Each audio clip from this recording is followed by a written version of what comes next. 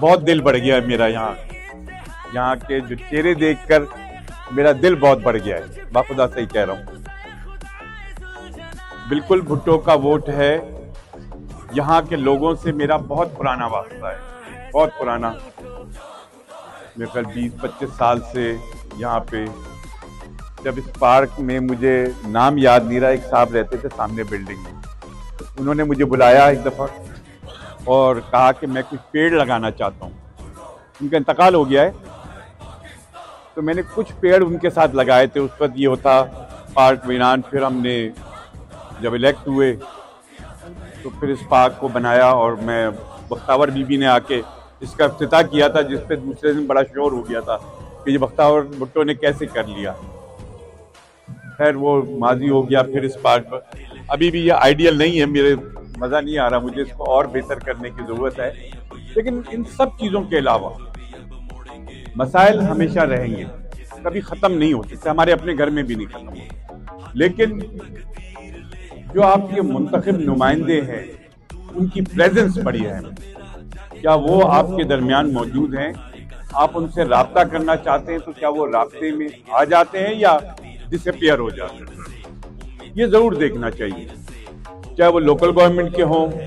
मैं तो बड़ा शुक्रगुजार हूँ कि मैं उस यूसी से भी जीता था, यहाँ से भी आप लोगों ने हमें जिताया था।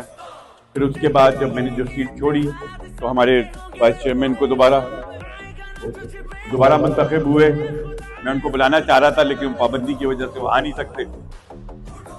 हमेशा यहाँ से ये ग्रामर स्कूल से मुझे बड़ी सपोर्ट मिली है। कभी ऐसा नहीं हुआ कि ग्रामर स्कूल यहाँ से मैंने हारा हो, चाहे सूबाई के इलेक्शन हो या कोई भी इलेक्शन हो। और इस दफ़ा अभी भी मैं केएमसी में पीपल्स पार्टी का पार्लिमानी लीडर हूँ, लेकिन अब मैं चाहता हूँ कि कुछ ऐसा काम करूँ जिसमें मेरी दस्तरस ज़्यादा हो, तो ऐसा काम जो मैं पूरे शहर के लिए कर सकूँ। ये मेरी ये ख्वाहिश है। ये लोकल बॉडी के सिस्टम में मैं कई दफ़ा इलेक्ट हो चुका हूँ, लेकिन उसका स्कोप छोटा है। फिर आप एक यूसी तक महदूद हो जाते हो यहाँ। लेकिन अब मेरी ख्वाहिश है कि मैं अपने शहर के लिए कोई ऐसा काम करूँ जो लोग मेरे मरने के बाद भी याद रखें कि हाँ ये एक अच्छा काम शहर में करके गए। ये मेरी एक अपनी पर्सनल एम्बिशन है। हम कोशिश कर रहे हैं इस वक्त। मेरे जो नज़र में बड़े मसले हैं, ये अब मसले छोटे रह गए कि भाई पानी नहीं आया, सीवरेज है। इस वक्त जो मैं सबसे ज़्यादा परेशान होता हूँ देखकर, जो फील करता हूँ कि हमारे जिस यूथ से बात करो वो कहता है मैं मुल्क से चला जाऊँ। ये बड़ा अलार्मिंग साइन है। हमारा जो भी पढ़ा लिखा बच्चा है वो इस मुल्क में रहने को तैयार ही है। हर एक मौका ढूंढ रहा है कि मैं किसी तरह तो उसका उनका कसूर नहीं है, कसूर हमारे सिस्टम का हमारा है कि हम उनको वो अपॉर्चुनिटी नहीं प्रोवाइड कर पा रहे जिसके तहत वो यहाँ पर अपने आप को सिक्योर समझे। मैं ये बहुत बड़ा मसला है इस वक्त हमारा कि हमारी यूथ अपने आप को सिक्योर नहीं समझ रही कि भाई मैंने पढ़ लिया, सब कर लिया, तो इसके बाद मैं क्या करूँगा? उसके बाद मैं धक्के खाता रहूँ, मुझे कहीं रोजगार नहीं मिल रहा। मैं समझता हूँ ये हमारा एक बड़ा अहम मसला है। अगर हमने इसको नहीं टेकअप किया तो आगे चल के हमारा मुल्क पूरा ब्रेन ड्रेन हो जाएगा। कोई यहाँ नहीं रुकना चाह रहा। इस पे हमारी चेयरमैन साहब से भी काफ़ी तफसीली बात हुई कि सर हमें कोई तो ऐसी पॉलिसीज बनानी पड़ेंगी कि हम अपनी यूथ को पाकिस्तान में रोकें। ये ना हो कि हर एक यहाँ से बाहर जाने का सोच रहा है। चेयरमैन साहब भी इस बात पे बिल्कुल मुत्तफिक हुए कि हमें अपने यूथ के लिए और उसके लिए हमें प्राइवेट सेक्टर को डेवलप करने की ज़रूरत है। खाली सब गवर्नमेंट सेक्टर में तो सब नहीं आ सकते। उसके लिए अच्छी इकोनॉमिक पॉलिसी की ज़रूरत है कि हम इसको अच्छा कर सकें, कि हमारे नौजवानों को प्राइवेट सेक्टर में रोजगार मिल सके। वहाँ पे वो डेवलप हो जाएगा तो हमारी इकोनॉमी को भी फ़ायदा होगा, हमें भी पाएंगे। अभी चेयरमैन साहब का प्रोग्राम है कि हम फ्री अपने कंप्यूटर्स के सिलसिले में यहाँ पर आईटी लैब करें, जहाँ फ्री ऑफ कॉस्ट हम लड़कों को मौका दें कि वो आएँ, सीखें और अपना हुनर बाहर के मुल्कों को बेचें। ये बहुत बड़ी इंडस्ट्री है जो इंडिया बहुत कमा रहा है, हम उसमें कुछ भी नहीं कमा रहे। हमारे यूथ भी कमा लेगी और हम फॉरेन एक्सचेंज की सूरत में भी कमा सकते हैं। और मेरे ख्याल में मेरे साथ जो मेरे पार्टनर इख्तियार भाई इकोनॉमिक पॉलिसी बनाने के लिए बेहतरीन आदमी है। अगर नेशनल असेंबली में इंशाल्लाह होंगे तो हम इनकी महारत से बहुत फ़ायदा उठा सकते हैं। फिर दूसरी एक चीज़ जो हमें यहाँ पर बड़ी तकलीफ दे है, हमारे स्कूलों में ड्रग्स बहुत तेज़ी से फैल रहे हैं। हमें इस पर बहुत सीरियसली तवज्जो देने की ज़रूरत है और मैं बड़ा फर्म हूँ कि अगर मुझे मौका लगा तो मैं मेक श्योर करूँ कि इसके खिलाफ जो भी गवर्नमेंट लेवल पे हो सके मैं इस पर करूँ। मुझे ड्रग्स से बड़ा ये कोकीन, आइस, इससे हमारे बच्चे बच्चियाँ और डिफेंस क्लिफ्टन के स्कूल सबसे ज़्यादा मुतासिर हैं। मैं आपको बताऊँ, क्योंकि महंगा नशा है, बड़े लोगों के बच्चे कर सकते हैं, गरीब का बच्चा वो नहीं कर पाता। तो हमारे लिए ये बड़ा लम्हा फिक्रिया है कि अगर इसी तरह ये ड्रग्स यहाँ पे फैली तो हम कैसे अपनी यूथ को बचाएंगे। मेरी अपनी भी ख्वाहिश है कि मैं यहाँ पर यूथ के लिए खेल की एक्टिविटीज़ डेवलप करूँ। हम मजीद काम कर रहे हैं और हमारी कोशिश ये है कि अभी मेयर हमारा है कि जब इस मेयर का टेन्योर कंप्लीट होने से पहले हमने टारगेट बनाया है कि हमें कराची के सबसे बड़े मसले पानी को हल करके जाना है, ताकि उससे आगे का इलेक्शन में हम अपने मेयर को दोबारा कर सकें। ये हमारी पहली प्रायोरिटी है। बात कुछ काम टाउन्स के हैं कुछ, लेकिन वाटर बोर्ड के हवाले से हमारी प्रायोरिटी पहली ये है कि हम किसी भी तरह अपना वो ये केएमसी का टेन्योर ख़त्म होने से पहले शहर को सबसे बड़ा मसला पानी को हल कर लें।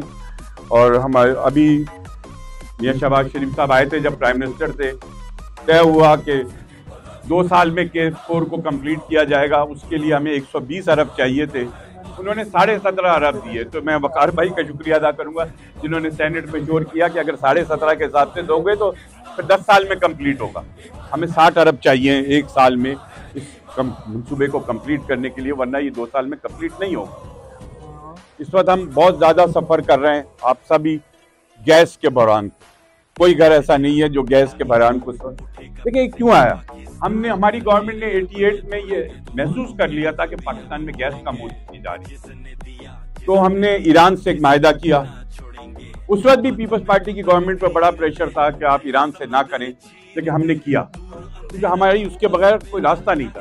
लेकिन अफसोस की बात है उसके बाद आने वाली दोनों हुकूमतों ने उस माहिदे को, ईरान ने तो कर लिया, हमने अपनी साइड ली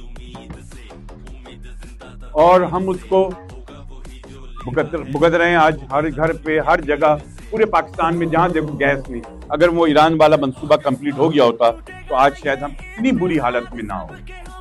मियां साहब बहुत, फिर वो लाके इसाक डार को वजीर खजाना बनाएंगे, जिन्होंने हमसे हम अपने बैंक से पैसे निकालने पे भी टैक्स लगा दिया। मेरे पैसे बैंक में रखे, मुझे चाहिए तो मैं उस पर पैसे दूं।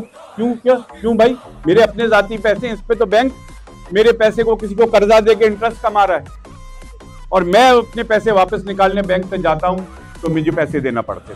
ये एक ऐसी गलत पॉलिसी कि आप लोगों से उन्हीं के पैसों में से मांग रहे हो।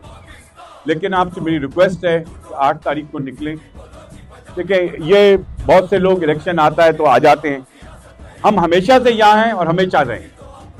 हम मैदान नहीं छोड़ते, पब्लिक से अपना ताल्लुक नहीं तोड़ते।